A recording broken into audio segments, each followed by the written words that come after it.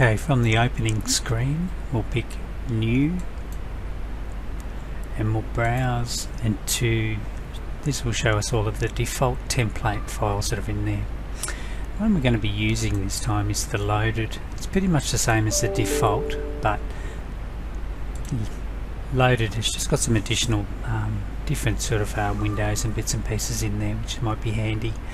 We'll then pick Open, and we're making a project template, so just select this option and pick OK.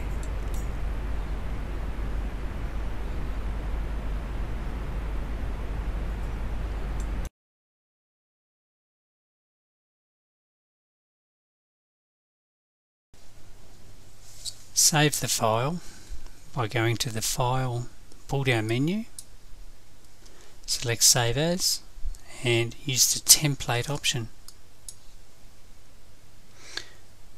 Locate your USB storage device or wherever you're saving your files to.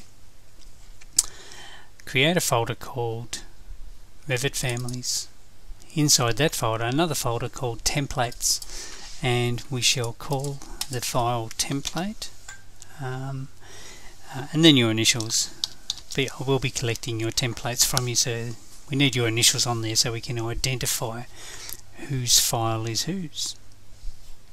And save.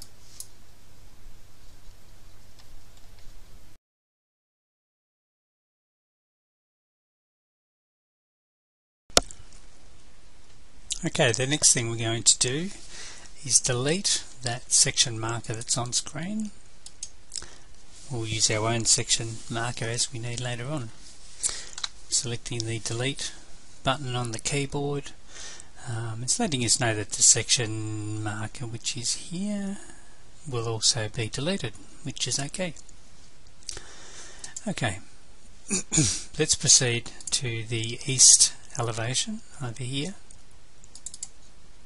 Double pick and we'll see the two level lines that are existing within this template. So let's start renaming our bits and pieces. This will be renamed, so I've just selected onto that level line and then selected on the text itself. Proposed floor plan. Press enter. Would you like to rename the corresponding view? So what this message is asking is over here where it says ground floor, it's asking if we would like to rename it over there as well, for which we will say yes. The ceiling level up here at level 1 will be renamed to just that, ceiling level.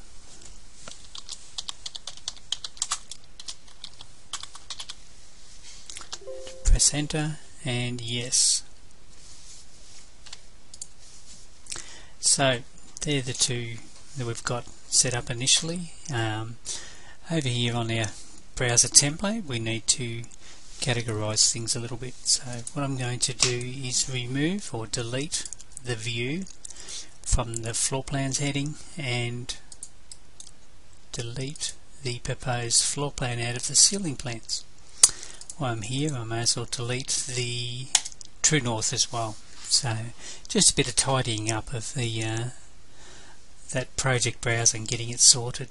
So we should have ceiling level in ceiling plans, proposed floor plan in floor plans at this stage. Now let's add some more levels to this. I want to have this template set up to do two-story designs as needed. So from the architecture tab across the top here, locate the level button, and if you hover over this side you'll see that green line that lets you know that you're in line with the existing. It also locks them all in together, and again bring it across until we get that green dash line comes up and another line again, creating two more called level 2 and level 3. Level 2 will be the proposed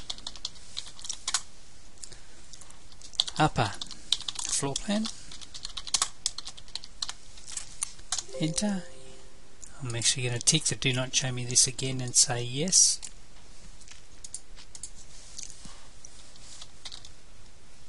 And this one will be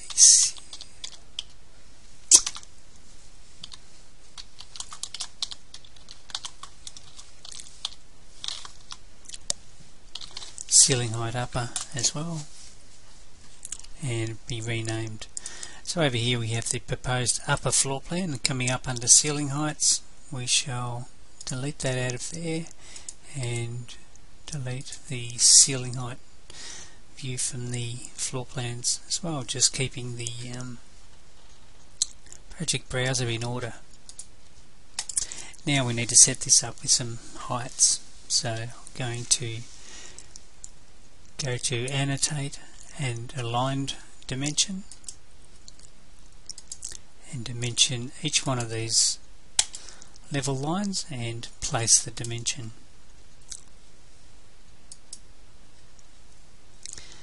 The first one, the ceiling level, we'll set that up to be 2700, enter. We will then pick on the proposed floor plan upper and set a 300mm from floor down to the ceiling height of that level 1. Then we'll pick on the top level and alter that to read 2400. So this is our standard setup for 2-story building. 2700 ceiling height down the bottom, 2400 ceiling height in the upper level. And select the dimensions and lock them, lock and lock that, so they can't accidentally move. We've got a bit of text over text here. We need to tidy this up a little bit, so what I'm going to do is select onto that line, and in under there you can kind of see flashing up every now and then there is a little toggle line, adds an elbow, just drops that down like that. Let's see if we can pick it up on the next one. It's a bit easier to see on this one. Little squiggle line just in that area there. I'll just try that with the thin lines that picked on. Doesn't get any bigger, so we can pick on that and then we can alter heights of that sort of thing. It's really just about making it readable for our template. We'll tweak them as we need for each job individually. So that's our east view at this stage. That's what that needs to look like. Check all your settings, make sure that your dimensions are locked and they're all exactly the same. We will now rename the elevations. So selecting that east elevation, right mouse click and rename, and I'm going to write proposed east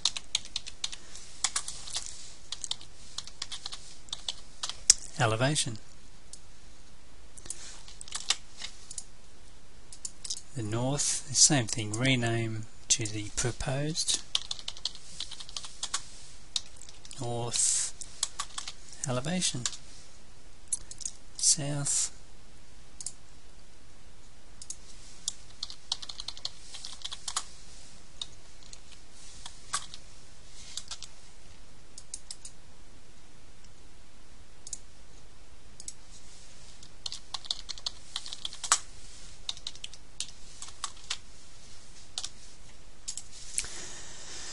Okay, so we have a project browser starting to come together with our floor plans and elevations, so we can work with it, and we've got our levels set up ready to go for the next step.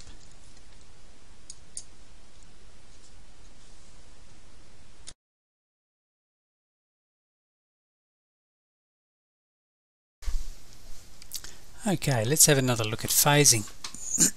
Phasing and phase filters give us good control of our drawings and what we can see and not see.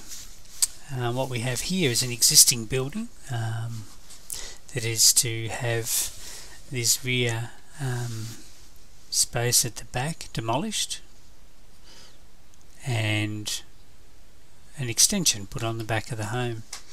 If you pick on one of those parts there, you'll note that it is created an existing phase and it's been demolished in the new construction phase. The settings I have on this 3D view currently is to show the complete in the filter, and the phase is existing. So if I change the phase to new construction, we have the proposed extension appear. We can then use the filtering as well to show things like show previous and demolition. So that will just show us what has been demolished in red and what remains as the existing building. So we can have several views with several different settings all set up on it, where you can have just the new, so don't show me any of the existing. You can see there's some new works that's gone on inside. New looks like some shelving and bits and pieces gone on inside. We can show complete as the project would be when it's finished, and we can show all, which is the demolished in red, and the existing building as well as the extension on there. And show complete just doesn't show the demolished, just shows the complete project at the end. So that's using filters and phasing to control what we see on our building, and it's great to have that as a visual, but when you have several duplicated 3D views, you can have them as all different settings in the phase filter, showing the different stages. So we can show the building as it was as an existing. We can then show it with the demolition, what will be demolished, so builders can give quotes on the estimated works required for the demolition, particularly in heritage areas. The council will need to know what is being demolished and what is to remain as part of planning permits. And then we can also have the new, don't really need to show that necessarily, may be the need, but show complete will show the existing building, the proposed extension, all done together as one file.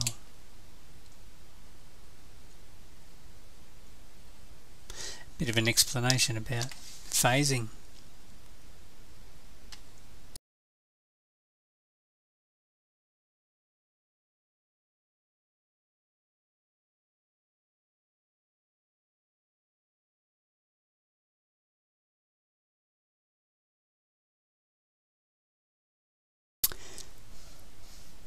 Okay, let's do some project browser setting up now. We're going to set up all of our views with the phasing settings. So I've got the proposed floor plan view set. Let's just check that the phase is currently set as new construction, phase filter of show all, which is good, exactly where it should be. What I need to create is another floor plan view for the existing. So what we're going to be doing is selecting the view, highlighting it, and then doing a right mouse click to bring up an on-screen menu where we shall select duplicate view and duplicate. You'll now notice that we have on our project browser proposed floor plan copy 1, and you'll see it on the tabs across the top in our little views here as well. This is to be renamed as an existing floor plan, and we're going to change the filter of this view as well. I'll do a rename first, so right mouse click and rename to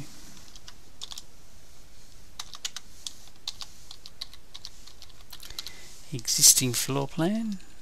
Take off the copy one, press enter, and the existing floor plan being current, we can then alter the phase to be an existing phase. We're doing an awful lot of setting up and setting settings within our template here without seeing much on screen. So by the time we get to this template, we're going to draw some bits and pieces on screen to do a bit of a test run on our settings to make sure that they're all set up properly. So proposed floor plan upper, I'll also duplicate that view, rename that view to existing, upper floor plan, take off the copy one at the end, pressing enter and altering the phase to existing. So the proposed floor plan is in new construction, the existing floor plan is an existing phase, existing upper floor plan would be an existing phase, and the proposed upper floor plan is in new construction. So just setting all of these up. The other thing that we need to be mindful of when we're setting up all our floor plans is that these floor plans are all at a scale of 1 to 100, and we'll set a medium for our course scale, for our detail level. Setting medium. Whenever you get a save option like this, always take it and save your project. You never know when a computer can accidentally shut down or something, so never miss an opportunity, take it. Each one of these will need to have the floor plan 1 to 100 with medium as our setting.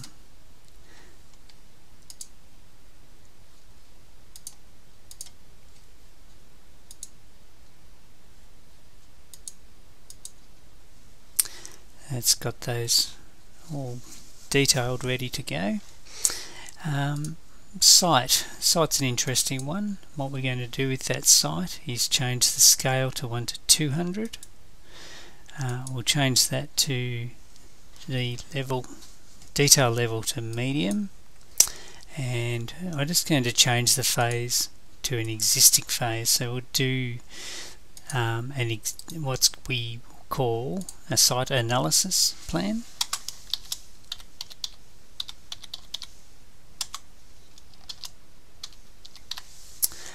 And the site analysis plan will be an existing plan of the existing conditions. We won't have a proposed site plan as yet. We'll actually detail the site analysis plan as a drawing and then duplicate it with all of the existing site information during the project, so there won't be a proposed site plan view in your template. We now need to do the same to the elevations. So double pick on the east elevation.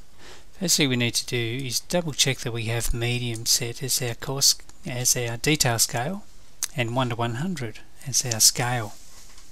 We can then duplicate that view and change that view to an existing phase, rename it to an existing east elevation, enter.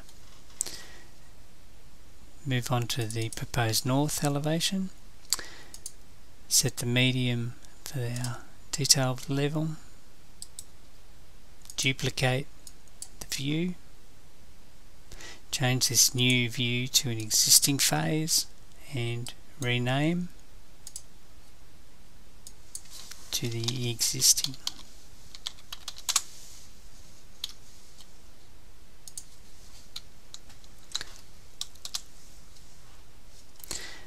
Move on to the south elevation, double pick it, check the detail level is set to medium, 1 to 100 before you duplicate. Now that you've duplicated it, change this new one to an existing phase and rename to the existing south elevation.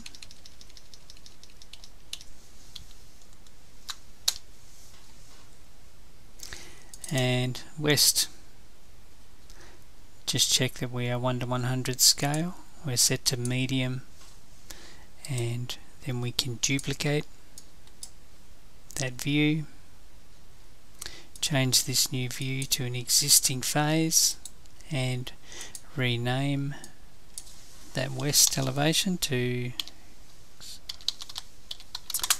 existing west elevation.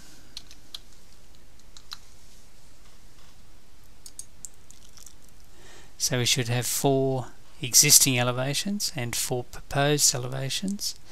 Each one of these, I'll just double pick and check the existing 1 to 100 medium.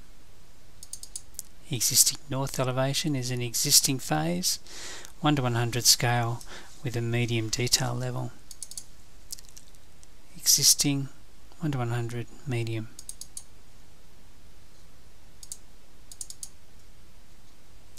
Existing 1 to 100 and a medium. The proposed east elevation, so we've got new construction 1 to 100 and medium level. The proposed north 1 to 100, new construction. The proposed south, new. And the proposed west, new construction 1 to 100, medium detail level. So it's a bit mind-numbing sometimes doing all these settings and things like that. Last thing we want to do is to do those settings on every project. That's why we set up a template.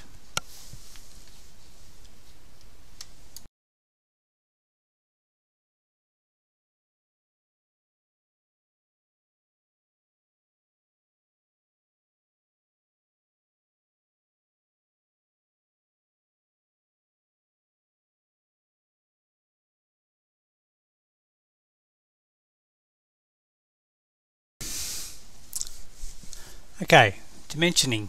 Dimensioning is what Revit does really well. Let's have a look at an existing floor plan that I have set up here. It's part of a dimensioning exercise that we do. There's 2 types of dimensions that we need to do some settings for. First one is our temporary dimensions. These are the blue ones here that have appeared on our screen. Whenever you select anything in Revit, you'll have some temporary dimensions that'll pop up, letting you know where things are in relation to other things that are around them.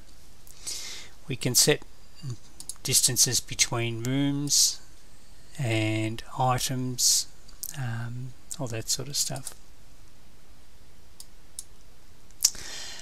With the temporary dimensions, we need them to come up to the walls. You can see here that we have a wall showing 10 millimeters of plaster on the inside. Our temporary dimensions need to go all the way through to the stud wall, not to the plaster wall. So that's one of the settings we need to do in our setups. And the other setting will be actually dimensioning itself. So these will be just our normal old placed dimensions. So let's have a look at the settings. First of all, the temporary dimension settings. From the Manage tab, come down to the Additional Settings button and select the Temporary Dimensions button from that menu. This dialog box, there's only one change we need to make, that we need to do faces of core, because we'll set up our walls so that the studs will be the cores,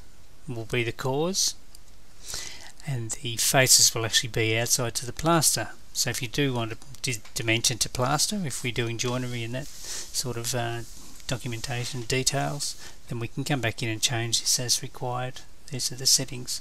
But in our template, we'll set the faces of core, and opening is a default as well. So that's a temporary dimension setting. The next one will be our normal place dimensions. So from the Annotate tab, select the Aligned dimension, and you'll see the little dimensioning icon that's come up on our cursor. You'll also note that you may have individual reference as your default or entire walls. And you also have options here to dimension to faces of core and entire walls. They're the two settings we need. The other one that we'll look at is the options. When you're dimensioning, we can put in intersecting walls. So when you're doing an entire wall run down one wall, it'll dimension to all of the intersecting walls and faces of core. So it should pick up the 90mm stud walls, not including the 10mm plaster as well. There's more on this in the dimensioning exercise coming up later in the year. Once those settings are set, we can just hit modify and that will cancel the command. Let's just double check back on this other file that I have open here, how we can use the entire walls. So from the annotate, aligned, checking that we have faces of core and entire walls, check the options are set to intersecting walls, and we can dimension the intersecting walls along that external wall, and that will dimension all of that in one hit, which is pretty good. Revit does dimensioning really well. You can then tidy up the dimensioning so that it's got the clarity that we need just by moving those 90s.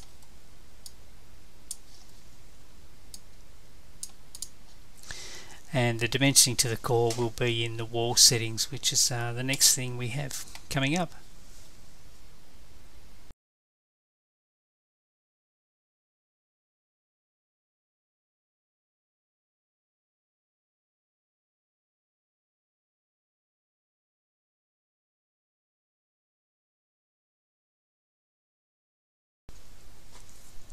Okay, let's have a look at some walls.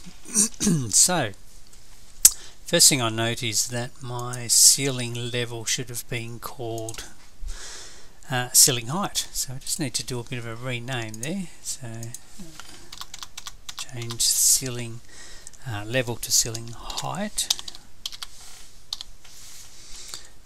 Press enter. So I'll fix that one first before we do anything. Now let's start at the existing floor plan view. So double picking on that existing floor plan view opens that view as being current. You can see the tabs across the top, and we can add a wall. So going up to the architecture tab across the top, these are our tabs across the top here. Architecture, we have wall, and just select that top button for wall, and that'll bring up the walls options within your properties palette. And we'll scroll down here until we've got the brick veneer 250 timber, just as a sample. You'll notice in the properties palette we're starting from the proposed floor plan as a height, and the top is actually set as an unconnected 8000, so it's an 8 meter high wall that we'll be drawing. This top constraint, I can actually set that to ceiling height, so this wall will start at the floor plan and go to ceiling height. If you're doing a two-story wall, you can actually set it up so the one wall will continue right through to the ceiling height upper. For now, we will be doing the ceiling height. So selecting in the middle of our little view icons here, these are like cameras on tripods for what it's worth, so that we can see these, whatever we draw in the elevations.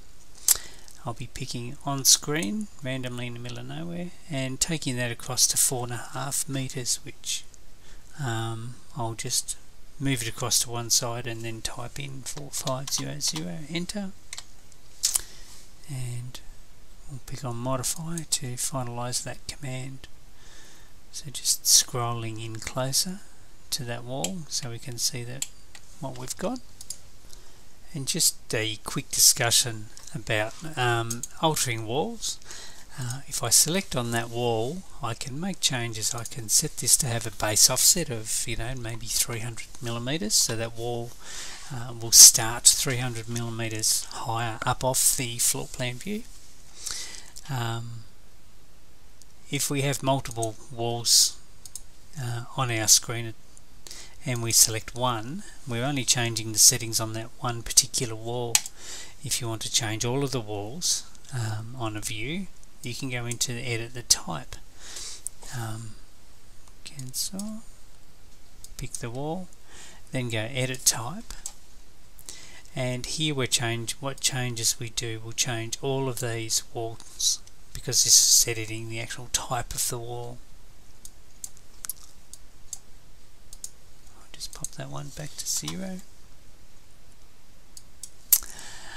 So just making that distinction between our individual settings per individual wall as in our property palette here,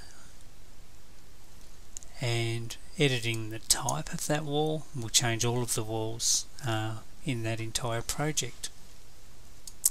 Edit type as against editing individual properties.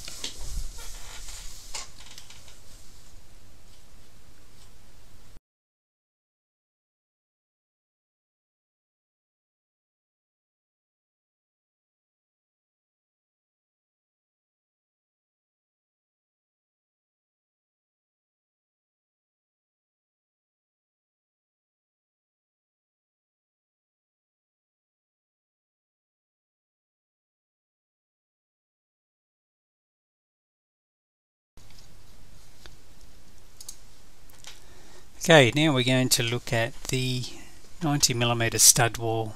So from the architecture tab, selecting walls, and from our type selector, there's all the different types of walls that are already in our default template. We've already customized the brick veneer 240 to suit our construction methods and sizes. Now we'll scroll down right to the bottom here. We've got the stud timber 90, and I'll draw one of these on screen, just a little length of that wall just so we can have a look. And you'll note there that it's a straight 90mm wall. There's no plaster on that or anything else. So select that wall, let's edit the type, and again go into the edit structure so we can have a look at this wall. First thing we need to do is alter the function to be substrate so it matches the brick veneer wall. So when the studs wall meets the brick veneer wall, the substrate will blend neatly with the substrate of the other wall. I shall add 2 additional layers and pop those layers one either side of the core boundaries and down. Each one of these will be plaster. So that's our finish 1 and finish 1, and the material should be gypsum wallboard and gypsum wallboard, and 10mm and 10mm. And additional setting on this one, we come down here to our default wrapping. At the ends I want the exterior, so when a wall comes out into a floor plan and stops without any junction with another wall, like next to a fridge, something like that, that the plaster will wrap around the end to neaten it all up. So we've got finish, substrate finish, gypsum wall timber, gypsum wall 10, 90, 10, and OK. And OK. If you pick apply, it'll apply and stay open. If you just pick on OK, it applies and closes the dialog box. Again, we're in thin lines, so we can see that that plaster is onto the outside, and a dimensioning of that wall will give us 90. that dimension to the core. If I zoom in, I can actually override and dimension to the outside of that plaster if I need to. The other two wall styles we'll use will be the 110 brick and the 230 brick. The 110 brick, we'll just pop in and we'll double check that it is set to structure, and OK, and I'll draw a length of that in, modify architecture, wall, and we'll back in here to 230, double check that we have structure as our wall function, and pop in a piece of that. Put some dimensions on to make sure that we've got the right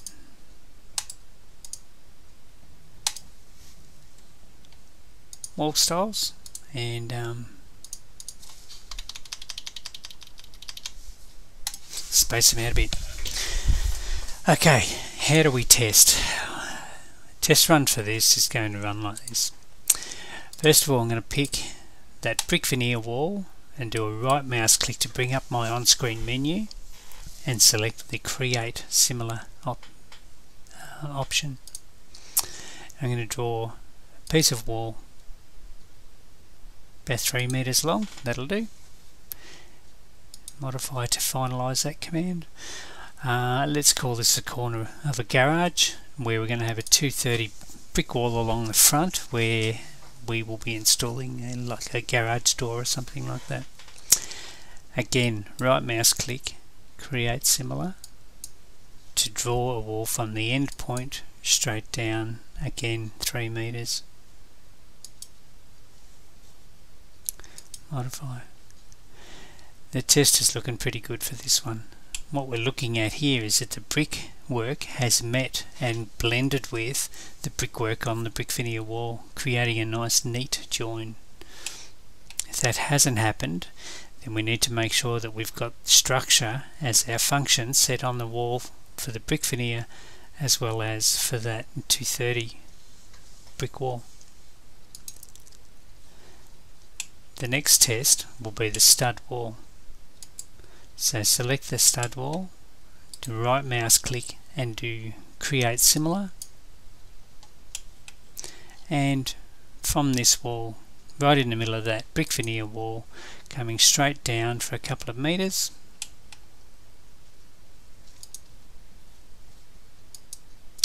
and what we can see here is that the plaster has met with the plaster, it is merged, it is blended in together to show a nice neat join. You can see the stud wall has met the stud wall in a nice neat join.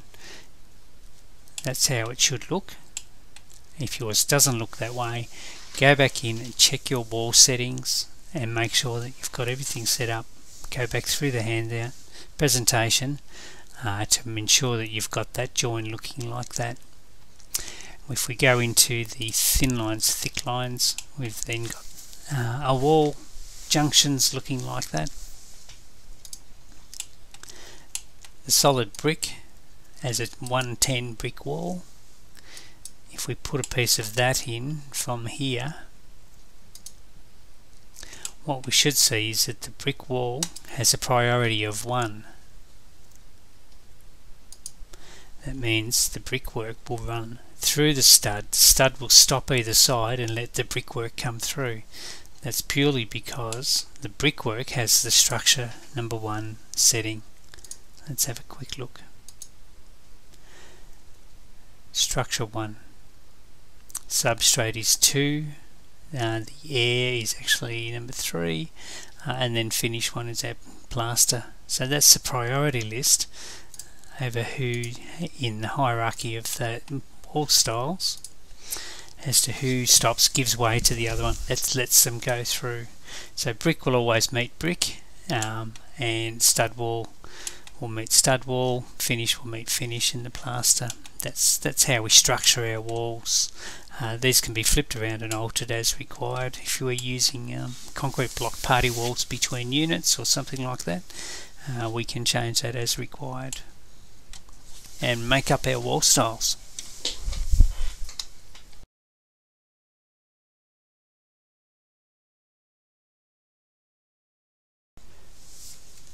Let's cut a section through the wall so we can start to have a play with the height of the brickwork and the studs in relation to each other. So from the View tab, pick this section and one of the brick veneer walls, doesn't matter which one. We'll pick below and above that wall to create a section marker which will run through. To open that section view, we can double pick on this circular, the head of the section marker, or you'll see down here in your project browser we now have a subheading of sections, and section 1 view is here. So if I double pick on that, it'll open it up, and you can see now we've got tabs across the top as to what views we've got open. You'll see the wall coming up as a solid grey. That's because we're in a coarse detail scale, and that is set down here, a little view control bar, where we can set this to medium and it will immediately show the cavity, the brickwork, and even the plaster on the inside of the wall. And we'll set that section at 1 to 50. You can see the text is smaller now, and when we're using the thin lines, thick line, it represents a little clearer and easier for us to work with. But I will change it back to thin lines again to continue working.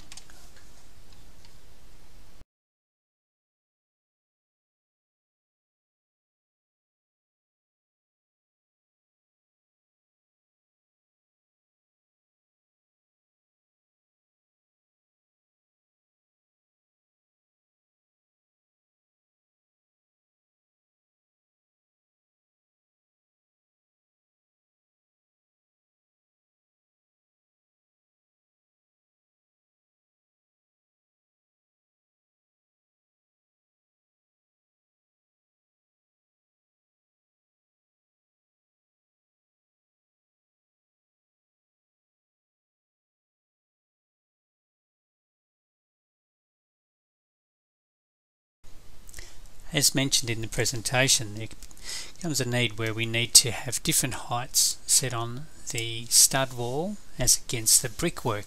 They will sit at different heights. The brickwork will sit down lower than the floor level in the rebate, and the brickwork will also sit lower than the top plate so that it doesn't impinge on the eave overhangs. To do this, we need to edit the type, the wall type. So by selecting on edit wall type, we can then go edit structure, and we've been in here before. What we're going to do is activate the preview pane to see that wall in how you can see the layers visually. Down the bottom of view, we can change to section. That'll bring up this wall in section, and we can zoom into the top of that wall so that we can have a look at unlocking some of these different layers, so we can have different heights associated with these different layers across the top. To do that, we will need to pick the modify button. So this is the vertical structure, modify. Then come over to the brickwork, and by picking the very top outer boundary of that brick wall, you'll see that there's a little padlock has come up. What we need to do is unlock that padlock. Sometimes can be a little tricky, these padlocks can disappear, and you may notice carefully that that is a blue padlock, and as I hover over it becomes yellow. That means it's active, ready for me to select. I'll actually unlock the cavity as well, so that the cavity can come down and leave just the stud wall higher than the brickwork. So let's now scroll to the bottom of the wall and do the same thing. Select, onto the bottom of that stud wall. Just rest over that padlock until it goes yellow or orangey colour, so that we can unlock the cavity space as well. And select OK and OK. So you can see now just the changes in that wall. We've now got two arrows at the top and the bottom of this wall, and that is allowing us to pick and drag that brick wall to set at different heights around. Let's go into a 3D and have a look and see just what's happening with that. Always save. So that wall that we're playing with is this one here, and you can see there that the brickwork is sitting at a different height to the stud wall in behind it. So we're creating a wall that has different layers, and we can set the heights of those layers so that they vary in difference. And what we'll be needing to do is to set the top extension distance over here as -100 and the base extension of -250. So that will sit down into that rebate when we draw our rebate and concrete slab. So returning back to the existing floor plan view, I'll delete all of this on screen by doing a window around it all and pressing the delete button, including the section marker. That's fine. Do another one of those, and we start a new wall command. Wall, initiate our 240 brick veneer wall. This time, before we start drawing this wall, we're going to set up this base extension distance of -250 and a top extension distance of -100. These settings are now in place, and next wall that we start, the next time we draw a brick veneer 240 wall, these will be our default settings. So let's draw in that 10 by 8 meter room or building.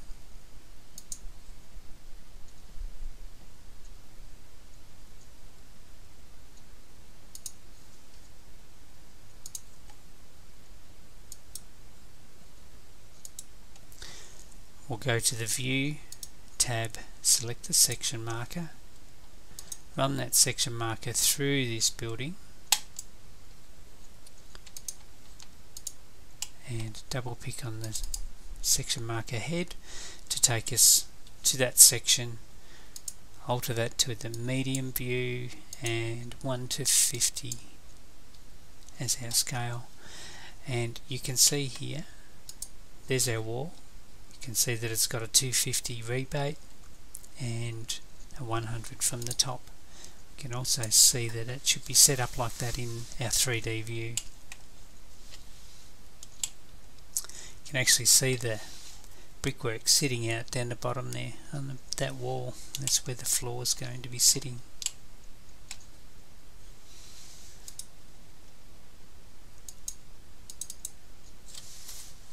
And you can see the bricks in the background there too of that section.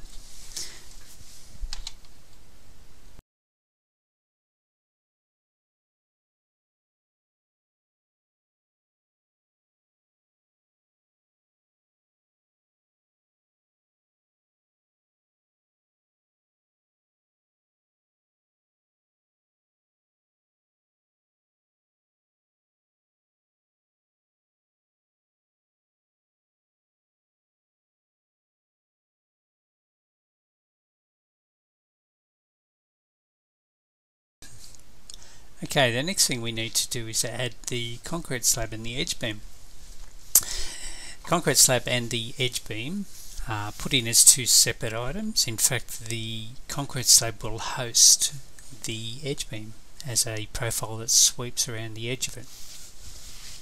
First things first, let's create a concrete slab. So from the Architecture tab, locate the Floor button, and and that will ask you to go to a floor plan. So I'll just go to the existing floor plan view. Should have gone there first. I get that with a few commands in Revit. It wants to be a particular view that it can't create a floor when you're in a section view. You have to do it in a floor plan view. We have a floor generic 150. There's a few different generic brands and what styles that have been made up in here. But if we go to from the generic 150 edit type, this time we'll duplicate and create one just called a 100mm concrete slab.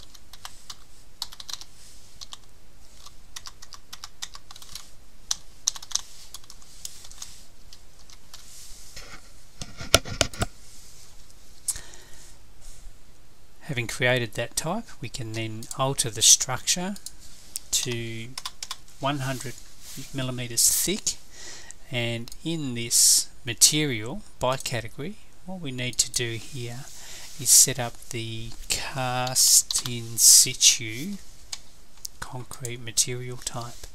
Just make a note that the edge beam has to be in exactly the same material. We can't use one of these other ones by mistake.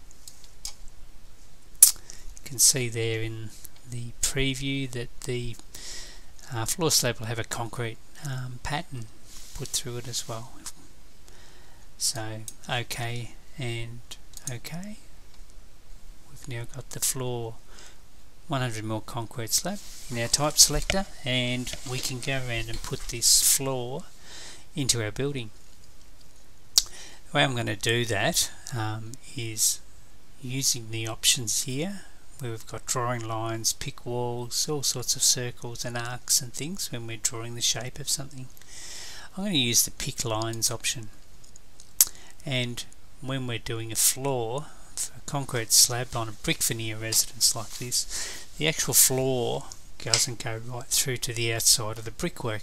The floor actually stops at the stud wall, and when you hover over in Revit, it wants to go to the outside or the midline like that. So I'm going to have to override by using the tab button on the keyboard.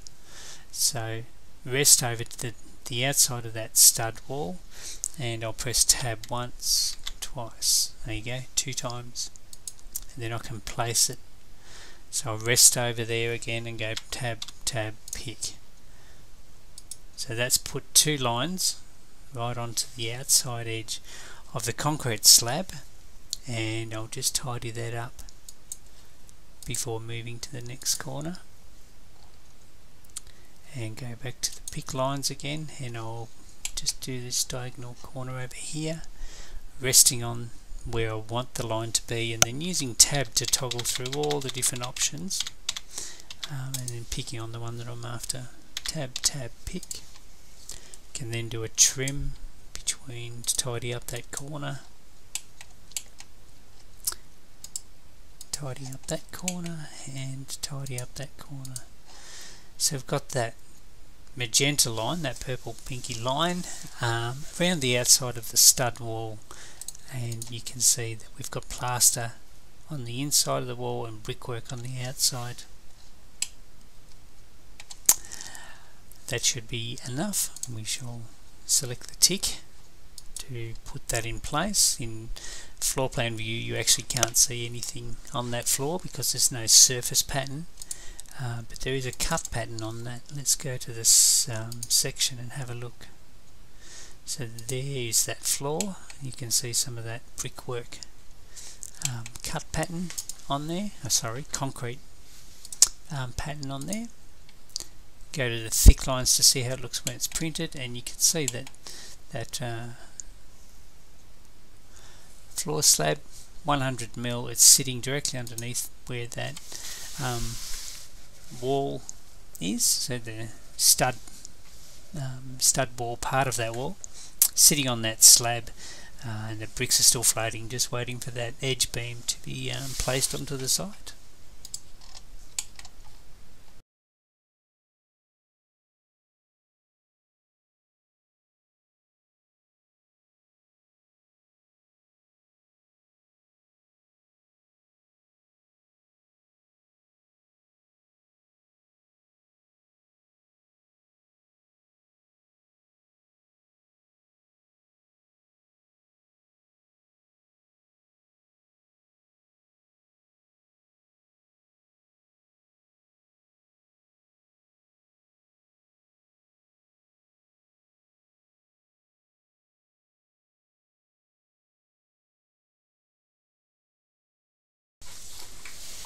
Okay, now we need to put the edge beam onto the slab. To sweep this edge beam around this slab, we need a profile. So profiles are pretty good. Let's go from the file, menu, new, family. Always save. What we're looking for here, we're in the English one, making sure we're in the right place, is scroll down until we get to the profile hosted template. So it's just a blank template that we can use, and looks like that. You can see the crosshairs there, where that's when we're placing this edge beam. It'll be right on the sharp edge of the concrete slab. So first of all, let's save it off. We're going to need this edge beam another time for other projects, so we're going to need to keep it somewhere where we know where it is. So on our Revit families, in our preferred location, just going to create another little folder in here just called profiles. We're going to have to do a fascia and gutter profiles pretty soon as well. So edge beam, save. Okay, so the profile that I'm going to be drawing, as per the one provided in the presentation, first thing I need to do is come down 100mm. I'll just zoom in a bit close on it. I'll come down 100. That line is actually going to be deleted, but it's going to set that height for me. Across 200. I'll then draw a line straight down 150,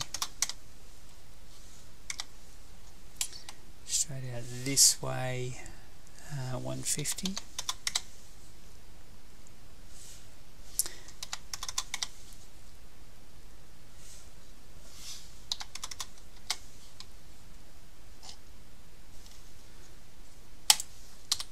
and I'll come down 45 degrees and use trim to tidy it up. The text that's on here, the insertion point, host, and all those bits there, won't make any difference whether they're left in there or deleted. They don't come through when we do our thing anyway. Must be locked, I can't delete them. Just note that that original line there, I must make sure that I delete that.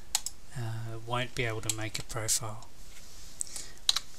I won't be able to make a solid object by sweeping a profile, and that goes for if we've got an opening. If it's not quite closed like that, we'll get an error message when we try to apply it, or two lines on top of each other, that sort of thing. You'll get error messages. So I've saved it as edge beam. I can then just do a quick save again and load into project. So I've loaded that in to this project. I'm going to do some setups first. I'm going to put this on in the 3D view. So select on one of your walls, and on the right mouse click, and we'll just do a hide in view.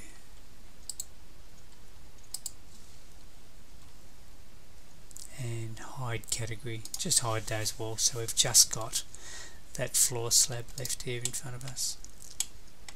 From the architecture tab, we under the floor pull down, we have a slab edge option. When you select that slab edge option, we haven't set up our profile onto that slab edge yet. So what we need to do in this type selector, so selecting the floor slab edge, and we can then go to edit type, and you can see here when this dialog box comes up, the material, we need to set up the concrete cast in situ, and that's exactly the same as the floor slab was, so it'll blend neatly. And the profile that's sitting in there at the moment is currently just a generic one, and we should be able to find our edge beam, and okay, that slab edge is now ready to apply. We can then select the edge of that, remembering that we drew this edge beam from the top of that concrete slab. So if I pick onto there, you can see that that edge beam has applied. Can then move around the project, applying that edge beam onto all of those surfaces. So that is the concrete slab and edge beam that's been placed on it. We can have a look back in the section to see how that's going. There's a nice neat join from the edge beam connecting to the slab. We don't have any additional lines in between there, so it looks like it's all been drawn fairly well. The brick wall is sitting down on top of that rebate now. You should be able to see that in our 3D. I'll just turn those walls back on again. So that's our reveal hidden items. Select the wall, right mouse click and unhide in view category. Turns your walls back on again. Select that button again, so we can see the edge beam sitting directly underneath the brickwork. So starting to model up our structural elements of our building.